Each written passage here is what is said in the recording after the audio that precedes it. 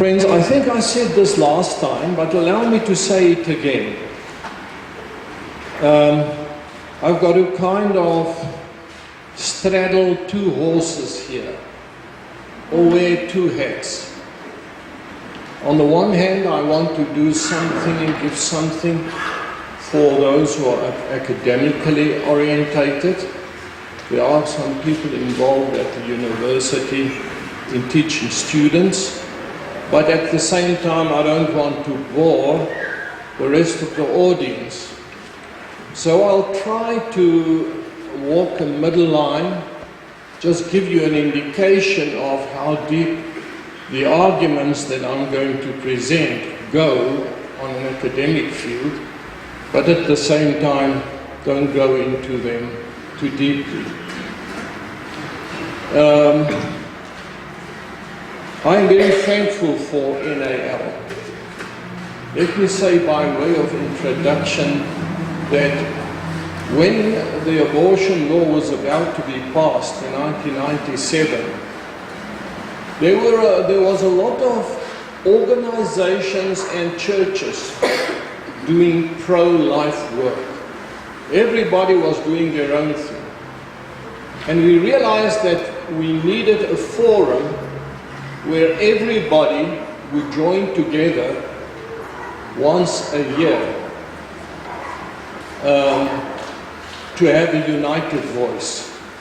We didn't want to make the forums or the activities of the National Alliance for Life too intense, because people were complaining that their own organization lags behind and they can't continue doing with their own pro-life work. So the idea was to restrict it to a once-a-year national occasion.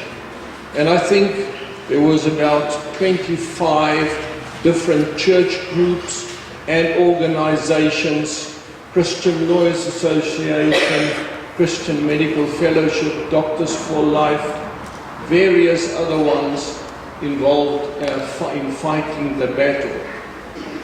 So when Greg wanted to get going here, I said to him, Greg, it's fine on the condition that it doesn't take so much time off people that they don't want to join the main national event in Durban once a year on the first Sunday of October. So I know it's far, but friends, we do need one occasion where people come from all over South Africa to stand together and to show the government and people in charge how strong the pro-life voice in South Africa is. At that time, as I said, there was about 25 organizations and church groups. We have here, even from the main traditional churches, representatives. We had a representative from the Dutch Reformed Church, from the Gereformeerde Kerk, from the, well, of course, we had the Apostolic Faith Mission, Dr. Isaac Burger, which was a very strong voice. We were often in debates together with him. And of course, the Catholic Church was also there. So quite a few churches. Today, in 2018, I want to ask you, who of you are involved in an organization or a church where you are actively fighting abortion and promoting pro-life? It has totally dried up. We should have increased in numbers as the time goes on. We should have become more fiery and more fervent to fight this evil in our country. But the big shame is that we became passive. And you know what's happening? There's a systematic plan to promote abortion in more and more hospitals. They're moving into small rural hospitals where they haven't been for many years because the staff refuse to take part. They're moving in there. There's pressure on young doctors and nurses to join in and take part in abortion. There are our young people. Your daughters are falling pregnant, and they are using abortion as a form of contraception. They don't even bother. I don't promote contraception before marriage. We refuse to give that out. But they don't even bother to take contraception. If they they do fall pregnant, they go and have an abortion. And it's for those people, for the sake of those people, that I'm going to show two short graphic videos. Please bear with me. We have heard the message about the prodigal son and that there's forgiveness if we bring our sins to the cross. So if there's anybody in the audience who have had an abortion, there is a way and there are people to help. There are three groups of people that are basically shaping opinion in the world and in our country. Academia, our universities, Hollywood, and the media. And all three of them are promoting abortion. And that was the reason why Doctors for Life was formed. It was at least to become a pro-life voice amongst the academia and to give a solid scientific academic answer and proof that the unborn child is a human being. But as far as the rest is concerned, I don't know. I hear of very few organizations and churches. We also have a 24-hour helpline. We get calls and emails from the whole of Africa, right up from Morocco. We get about 20 calls or emails per day of girls who want advice on how to have an abortion. They think we're an organization that provides abortion, and then they phone us and we get an opportunity to speak to them about thinking again before they perform the abortion. And I've got dozens of photos of babies that have been born after the counseling that they've received. We have a team of women, some of them will get about 12 calls a day that they must answer and deal with. Difficult calls, where the girl is pregnant and it's a crisis. Now, so I would like to encourage you to start doing something, because if we don't do it, do something, it's going to fizzle out, and it's going to become more and more a case of a cup of cold coffee. Nobody wants to drink cold coffee. And what's busy happening in South Africa? If you start speaking about abortion, they say it's a cup of cold coffee. Remember that in the previous talk, I made a case for two things. I said the reason why a woman may think of abortion, the reasons can be very complicated, very challenging, and very difficult. It may be emotional, social challenges. It's not easy without easy solutions. But, and we don't disagree with it, those challenges are severe. But the question as to whether abortion is the solution to those problems is crystal clear and simple and straightforward. Then you don't have to have any doubts about it.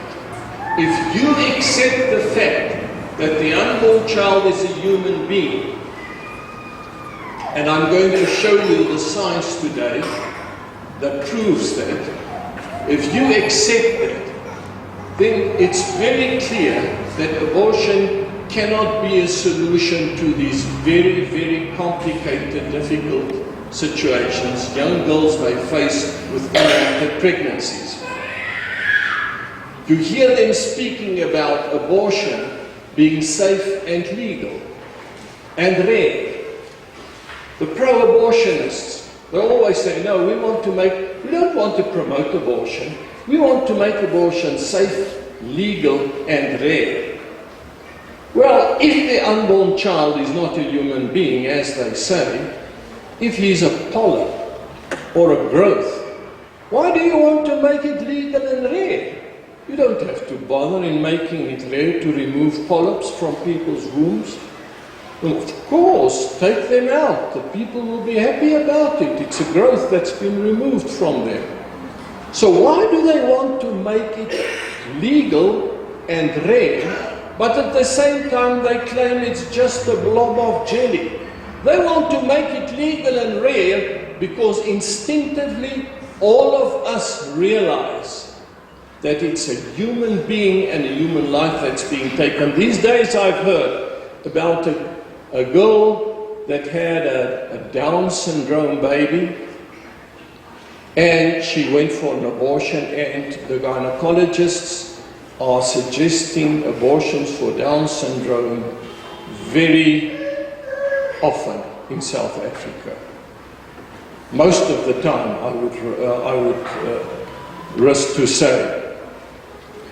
Now, she was a pro-abortionist, and she said, well, I grieved the loss, I mourned, and moved on. Well, if it was just a blob of jelly, why did you grieve? Why did you mourn the loss? The fact that you grieved and mourned the loss is a sign that you had a baby and you felt convicted that you had taken a human life. We cannot, under any circumstances, nowhere, under no country's law, base the human life of a person on another person's emotional state. My emotional state cannot determine whether you're a human being or not. And the mother of the baby, her emotional state, whether the pregnancy affects her emotionally, it cannot determine whether the baby is a human being or not. It's ridiculous to allow another person's emotional state to determine whether you are a human being or not. That's the beginning of genocide once we start doing that. Your discomfort with another person's life has no impact on whether he is a human being or not. So, young teenage girl, your discomfort with the baby's life has no say in whether the baby is a human being or not. Whether he's going to cause extreme problems for you, whether he's going to cause for you to have to stop and stop going to school, interrupt going to school and come back at a later stage again. That does not change whether he's a human being or not. You cannot say it's a discomfort for me to have this baby, so he's not a human being. It's ridiculous. And if we're not sure whether the baby is a human being or not, then surely we should rather err on the side of safety. We should rather be on the safe side in case it is a human being. If a man goes to hunt and he sees movement in the leaves and he thinks there's an animal, but maybe there are two hunting, he's first going to make sure, is this not a human being? Is that not the other hunter that's moving there before he shoots? He's not going to say, well, there can be a hunter, but I'm shooting anyway. If it is a human being, it's just too bad. If you are afraid, or if you are uncertain that it's a human being, then you'd rather not do anything. Remember that your rights and my rights come from the Creator. It doesn't come from ourselves.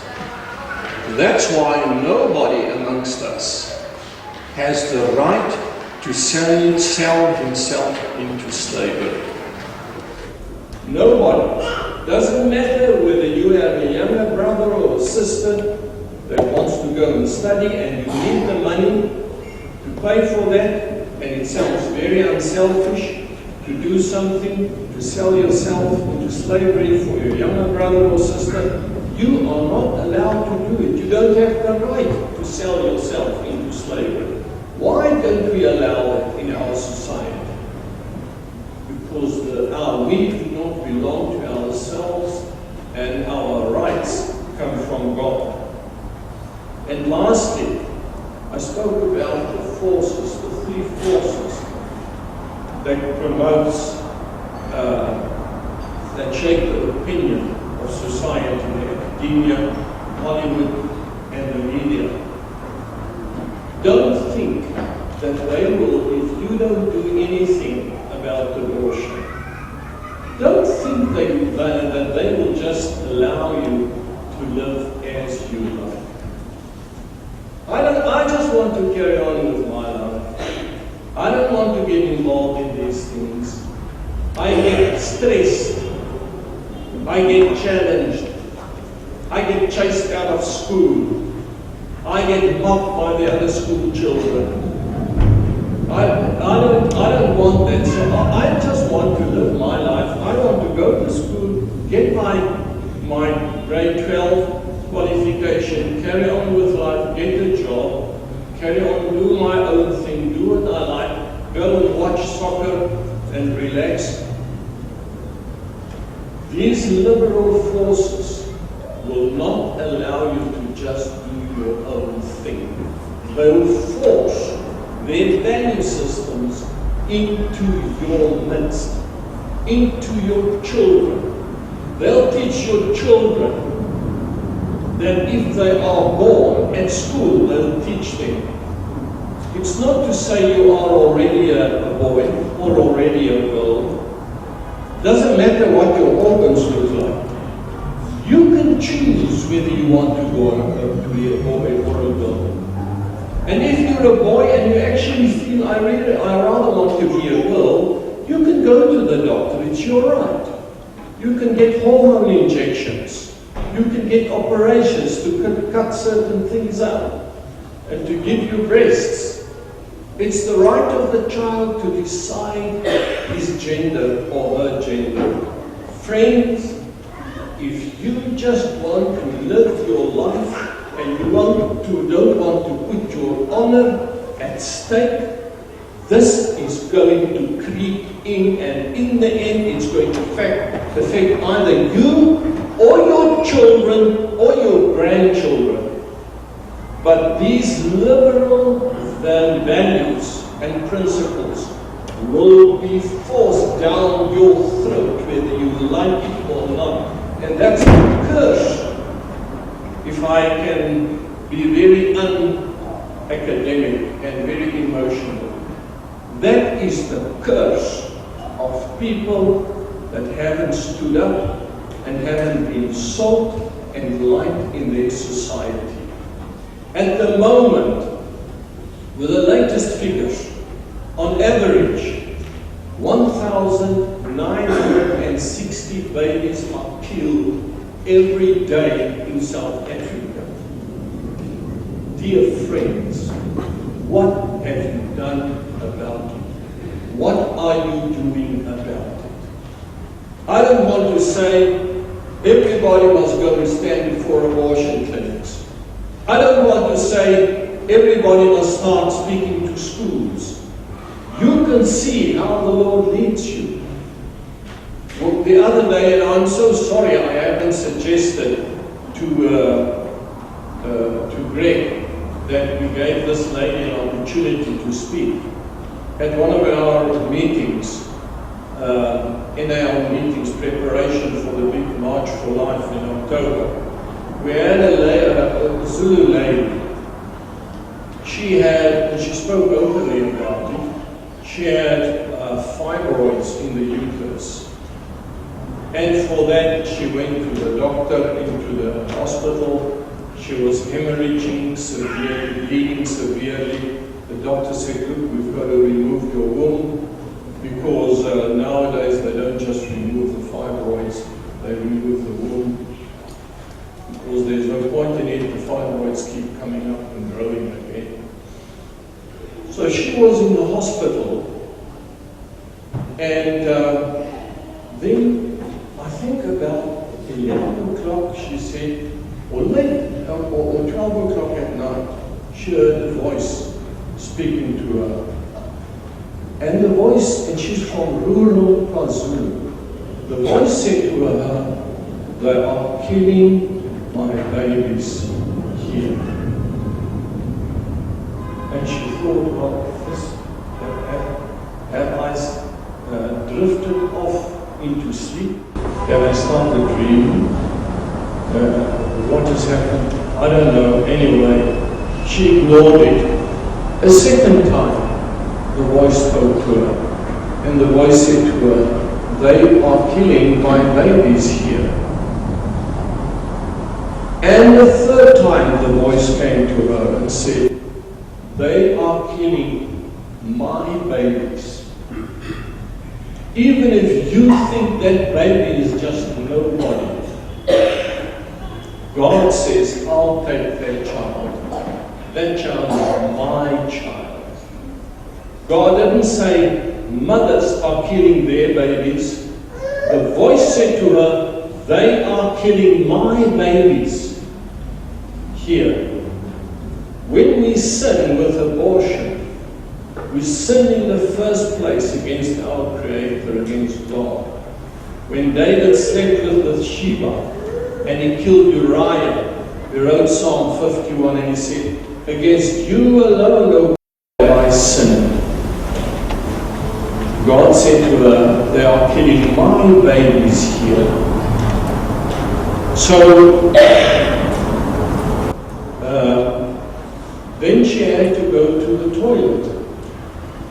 So she walked up, and it was a big wall, and as she walked out of the wall to the toilet, there was one bed where the curtains were closed.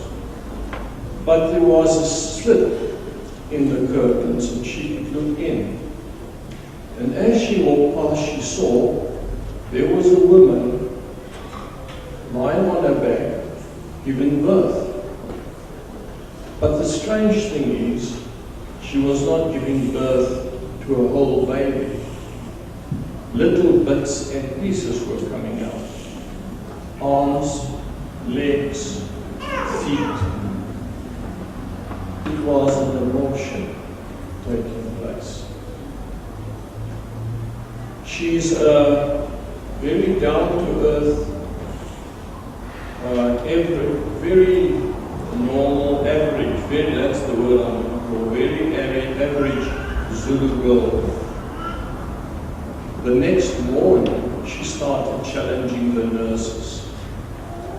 And friends, from then on up till now, she goes every week or 2 weeks to the hospital, speak to the nursing staff, speak to the women who are waiting to be aborted. She is brazen, she's fearless in standing against abortion. So don't say, oh, you know what, I've attended a pro-life conference, I've done something against abortion. No, no, no, no.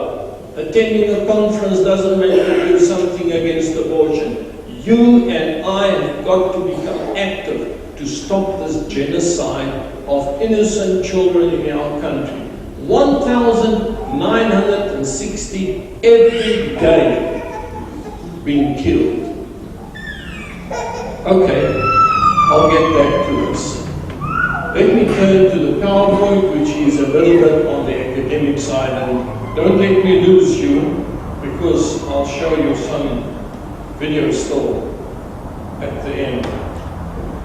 This is the main code that was drawn up after the Second World War, when Hitler, when it was discovered that the Nazis committed the atrocities and killed the Jews and did experiments on people. They drew up the Nuremberg Code, which is accepted by all countries. The Nuremberg Code, which was instituted after the Second World, states, no experiment should be conducted on human beings where there is a clear reason to believe that death or a disabling injury will occur. There's another declaration of Helsinki which also deals with that. But the Nuremberg Code is the most important one. So what am I saying with that? If you are a human being, they cannot do an experiment on you, a medical experiment on you, if there is a clear reason to believe that death or disabling injury will occur with that experiment. That's your human right. And that applies for people who are born, and the same should apply to unborn people.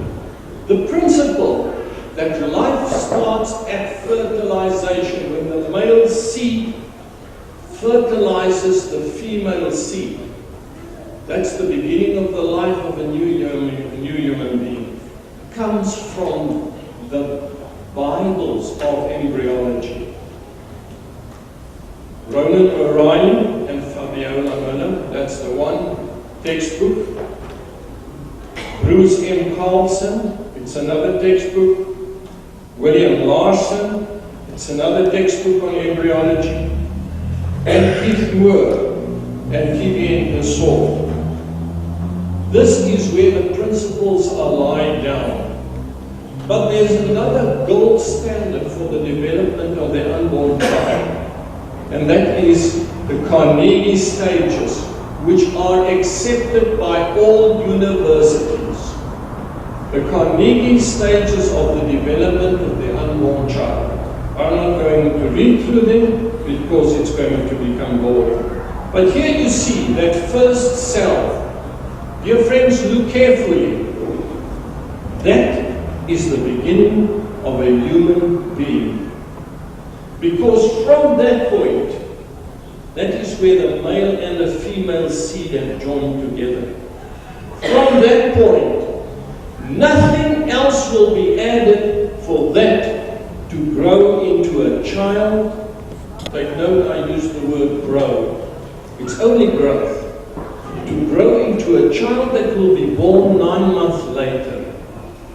Nothing except food and oxygen. And you know that we all, after birth, need for food and oxygen to grow. That is a fertilized egg cell or a zygote or a human being.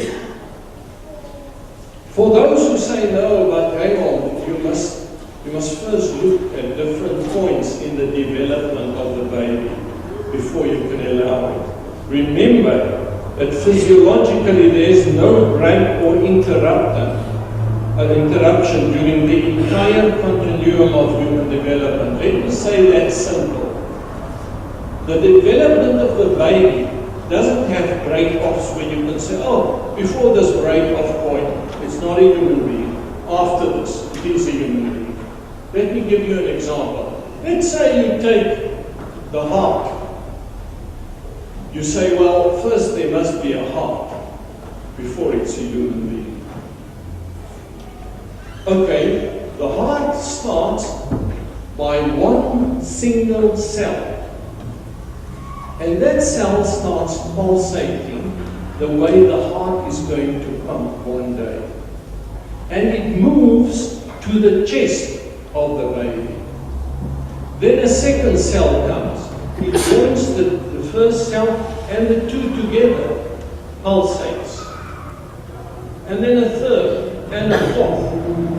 And you'll see in a video that I show later you'll see how in the end the heart starts shaping and all these cells together start pumping blood. You know, at what stage are you going to put a cut off? Because the development is so gradual. You can't say before this was, it's not a heart, after this it is a heart. It's from the beginning. So there's no break point. Remember, some people will say the law says, yeah, you may be a human being, but if you're not a human person, you cannot be protected by the law. There is no distinction between a human being and a human person. There's no situation in life that you can tell me where anybody is a human being but not a human person. I'm not going to carry on. Most of the arguments that say the unborn child is not a human being are basing their arguments on delayed personhood. In other words, the baby only becomes a person at the later stage. I'm not going to spend time with this. I think it's going to become too technical, and I've already used a lot of time here. So let me just show you. Here was the first guy, Suarez, who said, no, the baby is only a person when that first cell that I showed you divided into two. Then it looks like this. That's when it is a human being. Well, I have all the arguments against Suarez, but I'm not showing it here. It's becoming too technical. Then each one of these two cells will divide in two, and you'll get 4 cells, and then you'll get 6 cells, and then you'll get 8 cells. And here you get a whole cluster of cells. This is a human being on the tip of a needle. Then 2 other guys came, that was Bidet and Kefalo, and they said, no, it's only at the blastocyst stage where it becomes a human being. Well, I'm not going into the technical reasons, but for those of you working at universities, we've got the technical reasons. Then you get those who say, no, it's only when it implants into the womb. Remember, fertilization, we don't have a pointer here. Fertilization takes place in the tube, as you can see, and then it moves in already, when it's already a human being, it moves into the womb, plants in the womb and start growing in the womb. But it takes about 7 to 9 days before it plants. That baby is then already 300 cells. And if a girl goes and takes the morning after pill, she actually kills this early embryo. And this is rough. Go to the universities. Listen, people, every second girl has gone to the local clinic for a morning after pill. They don't bother about contraception. 5-day-old, this is when they implant, about 300 cells. And here you can see such a baby or such a fetus implanting on the inside of the womb at 5 days. Then they said, no, the baby must be attached to the mother.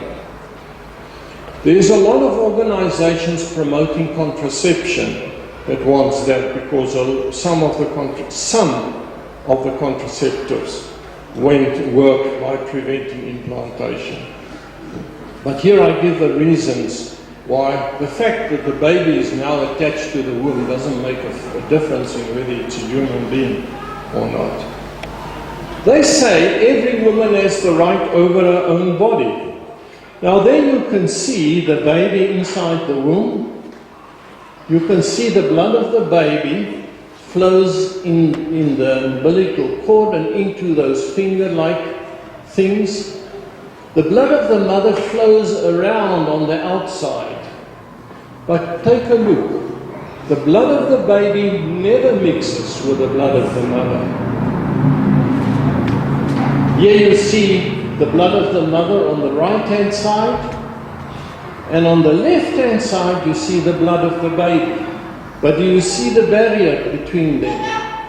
The blood of the baby comes blue. It doesn't have air or oxygen. It gets oxygen from the mother's blood, turn around and go back into the baby. So the baby breathes without breathing air. While he's in water, he gets the oxygen from his mother. But it shows you he's not part of the mother's body. Actually, if any of his cells get into the mother's body, her white blood cells, her soldiers, as they put it, will attack and kill him. Anyway, if he is a part of the mother's body, it means that she's got the baby. She has got 2 heads, 4 arms, 4 feet, 4 lungs, 2 hearts. Have you ever seen such a person? So how can she claim the baby is part of her body and that she has right over the baby? She doesn't have that right. Then the next guy came, McCormick and Grobstein, and they say, no, it's only a human person at 14 days after fertilization. Well, here are the arguments they used and the counter-arguments. So I'm showing you the growth. 5 weeks, 6 weeks, very well-known old picture. You see, when it was a spontaneous miscarriage, when the baby came out, he was still moving inside there. 7 weeks. This is the foot of a 7-week-old fetus, baby. 8 weeks. 10 weeks. This is the sign of the pro-life movement. Do you think those feet can belong to anything else? To a pumpkin, or a bee, or a camel, or a giraffe, or a baboon? It's exclusively human. Then Wallace came around along, and Wallace said, no, only at 3 months it will become a human being. Well, here are the problems with Wallace and what he said, and the arguments against him. Baby still grows, and here you see the baby at approximately 20 weeks. A little bit older, and this is at 24 weeks. You can see this is a little baby girl. You can clearly see it's a baby girl. So they say every woman has right over her own body. Does this baby girl not have right over her body? She doesn't. Our Lord doesn't allow her. And do you know why? The only reason is she cannot speak up to defend herself. She needs you and me to speak up for her, to stand in the gap for her. Some people say, no, the baby must first be able to get outside the mother. Then he's a human being. If he still needs the mother, then he's not a human being. Well, this baby was born after 21 weeks. In America, we can't keep them alive at 21 weeks in South Africa.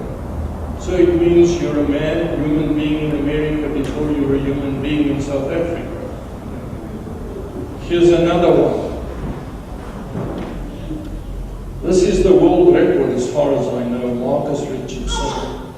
He was born at 18 weeks, and he stayed alive with his mother. There he's sitting.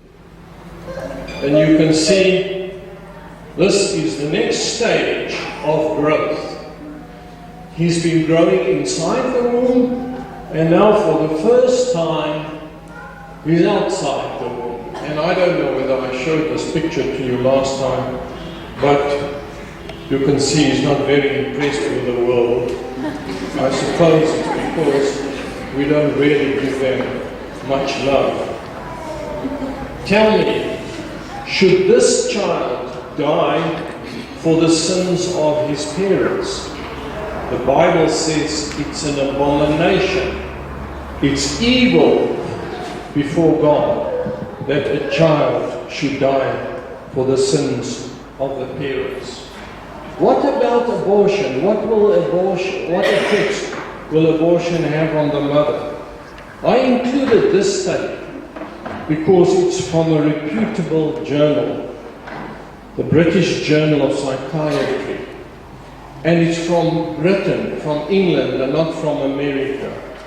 Some people are allergic to America. This was done by Professor Coleman, and he did research on women who had had abortions. He studied about 800,077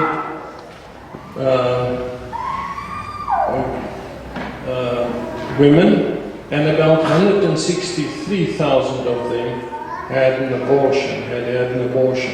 And this was the result. If you look at the top, 34% of them had anxiety. That's 1 out of 3. Roughly 1 out of 3 had depression. More than double the rest of the population started using dagga because of the mental stress, the psychological stress. And they had 155% greater risk of trying to commit suicide than people who have not had an abortion. I'm coming towards the end of this part, and here is a quote from Mother Teresa, which is very, very, very profound.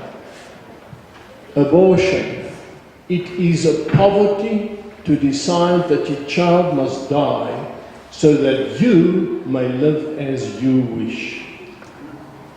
It is a poverty that a child must die so that you can live as you wish. Just so that you can live as you wish, another person must be killed. That is evil. That's gross. But you know, I think to a large extent, there's another principle. The idea that some lives matter less is the root of all that is wrong in the world. I won't necessarily say it's the root of all that is wrong, but it is the root of much that is wrong. And here you see it repeated. And it's above a picture of the baby in the womb. The idea that some lives matters more than others is the root of all that is wrong in the world. Now, friends, maybe we say, you know what, I've always been against abortion, but I just don't feel to speak out about it. Let me remind you about this man, Oscar Gröning.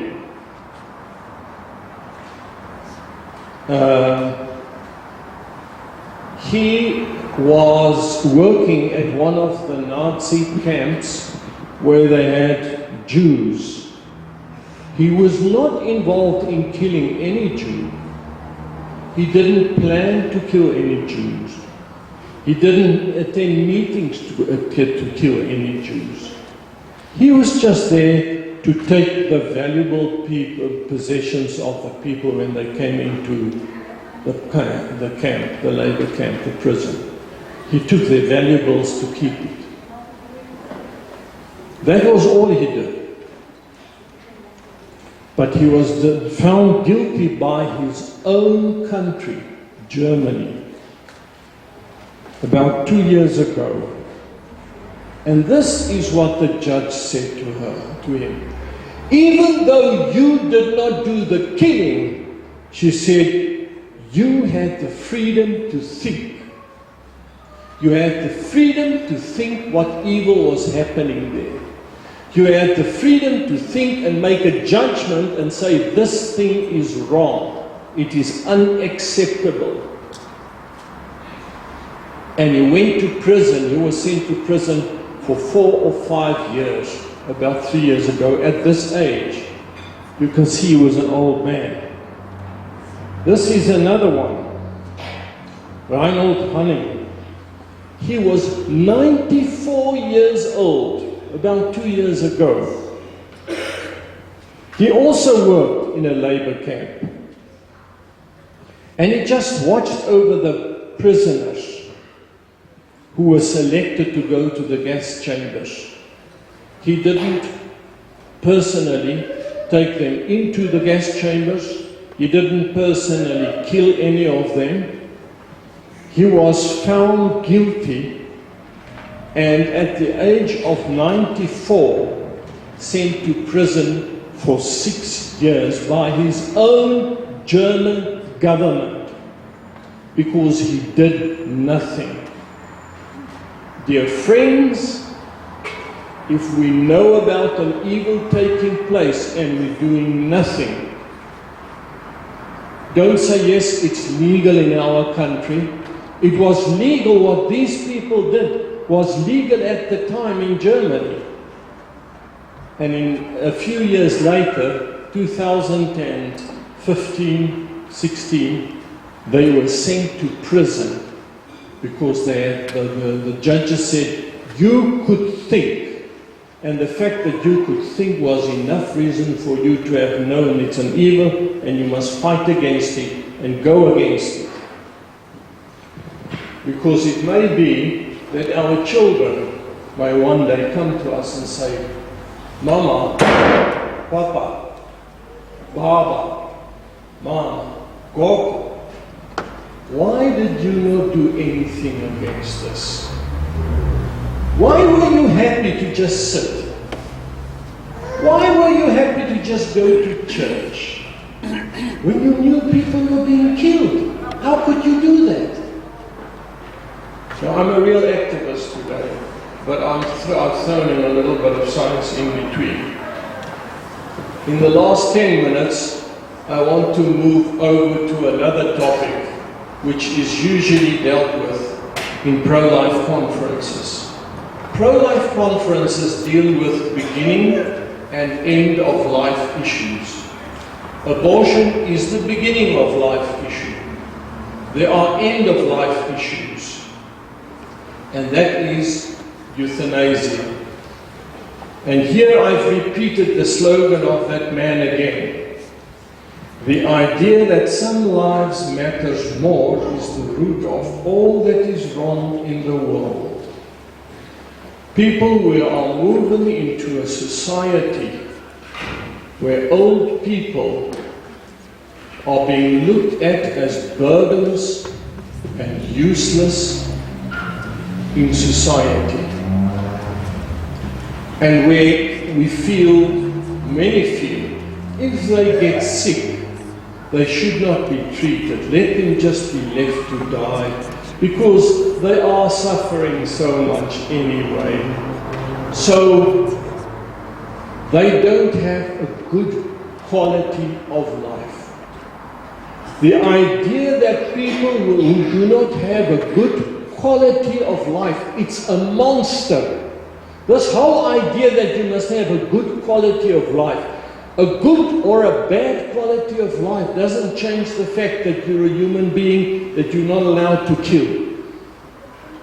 If you have a poor quality of life, if you are suffering and you are in pain, we should do anything we can to relieve the suffering.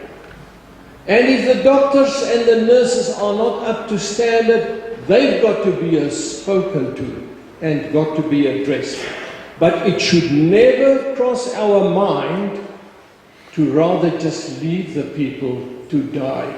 Do you know that there's been 3 efforts in South Africa to legalize euthanasia? You say, oh, you know, what's this? This is nothing. We get hijacked every day in the townships. Well, while you are asleep, those 3 forces have had 3 efforts in South Africa to legalize it, that old people can be killed by euthanasia. Doctors for Life joined the last court case. The judge was sold out. He said the person had cancer. He said the person can be killed.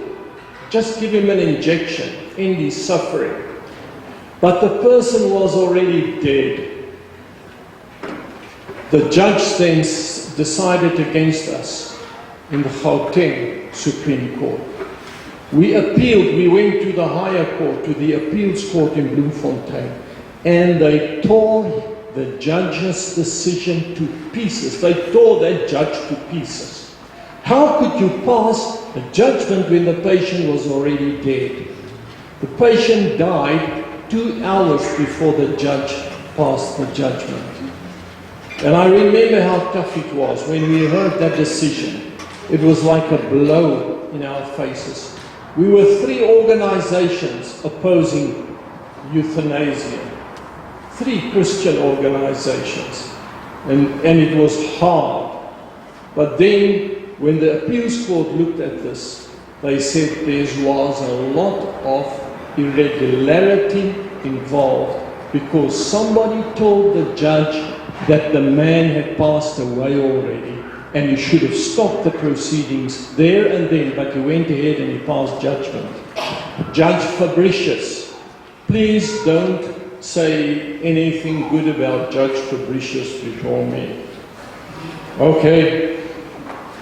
I just want to use the last 5 minutes to just say there are 2 different things, active and passive euthanasia. And let me just put it simple. Active euthanasia is where the doctor gives the patient an injection and the patient dies. Passive is where the patient is so sick from cancer and the patient says, "Doctor, I don't want any more treatment. The treatment cannot heal me anyway. Just leave me." Then the doctor stands back in an attitude of submission. In active euthanasia, it's an act of taking control. In passive euthanasia, the doctor stands back in an act of submission and say, "I am not God. I cannot keep this person indefinitely alive. So I allow the disease to take the life of a person." I want to show you the differences. The intention. With active euthanasia, the intention is kill the patient. With passive euthanasia, you just stop prolonging the dying, you just stop extending the pain unnecessarily, and you just stop the treatment, if the patient does not want the treatment. The attitude. In active euthanasia, I said the doctor takes control and kills the patient with his injection. Passive euthanasia, it's an act of humility from the doctor. The means. In active, he reaches his goal by killing the patient.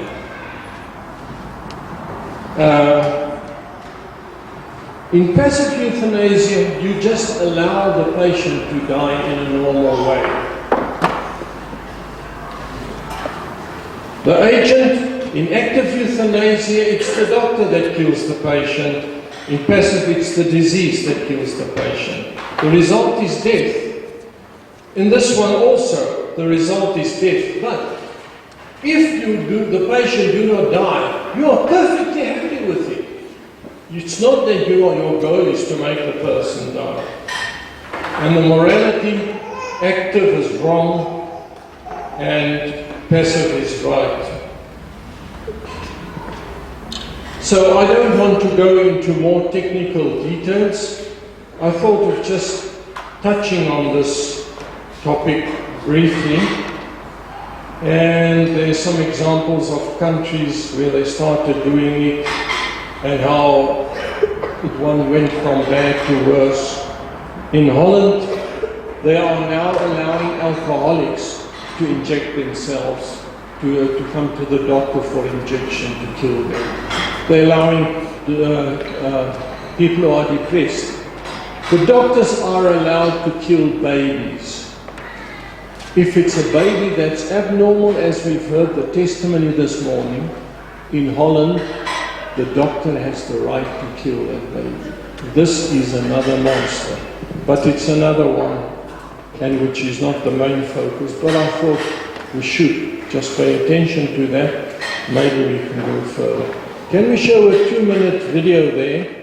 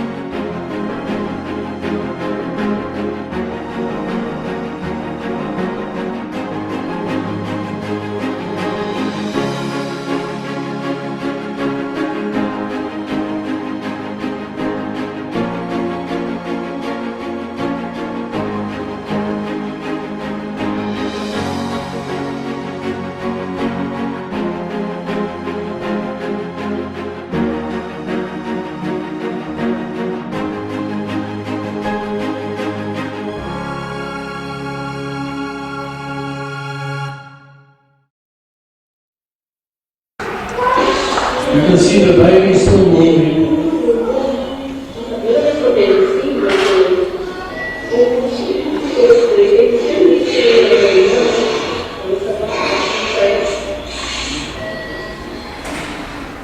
And the next one of an abortion. This is a baby that was aborted. He's in the container there. And you can see them, they are going to sell his organs. His brain, his heart, his lungs. But the baby can still move. You can see they don't feel much for him. They are poking him to make him move. There he moves the arm.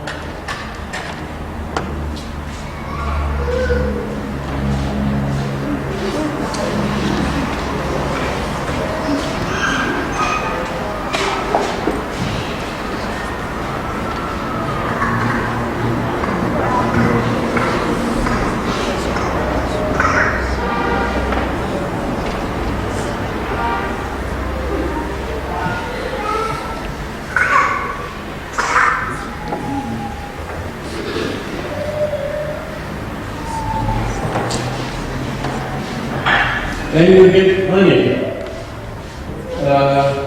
You pay money for different body parts.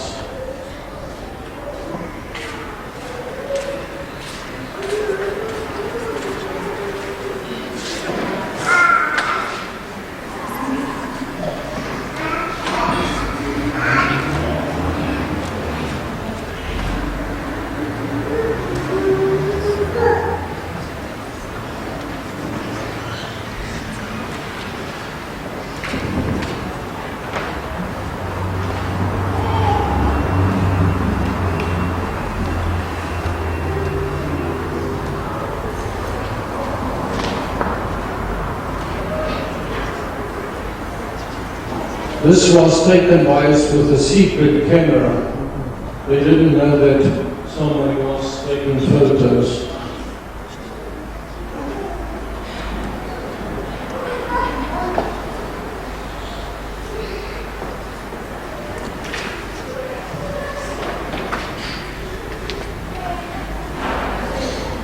Can you believe it? Wanting still to move, you know. This is what they feel for children. That's why God said, they are killing my children. Even if the mother didn't feel anything.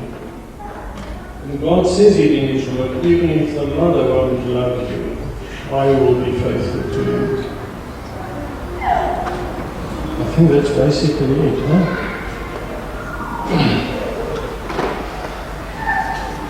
Good. There was another one, but I don't think it's necessary.